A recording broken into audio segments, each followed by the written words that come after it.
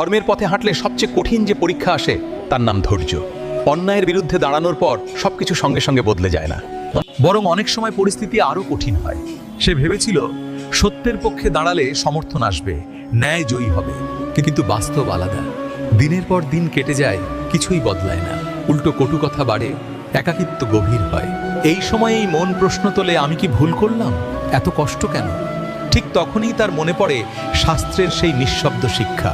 ধর্ম তাড়াতাড়ি ফল দেয় না, ধর্ম মানুষকে প্রস্তুত করে। যেমন আগুনে সোনা পুড়ে না, পরিশুদ্ধ হয়, তেমনি ধৈর্যের আগুনে মানুষ ভেঙে পড়ে না, গড়ে ওঠে। সে বুঝতে শেখে, ধৈর্য মানে চুপ করে সহ্য করা নয়, ধৈর্য মানে সত্যের পথে অটল থাকা।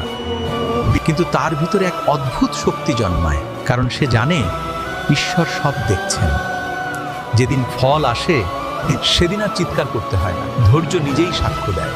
আর তাই মনে রেখো, যদি আজ কিছুই বদলাচ্ছে না মনে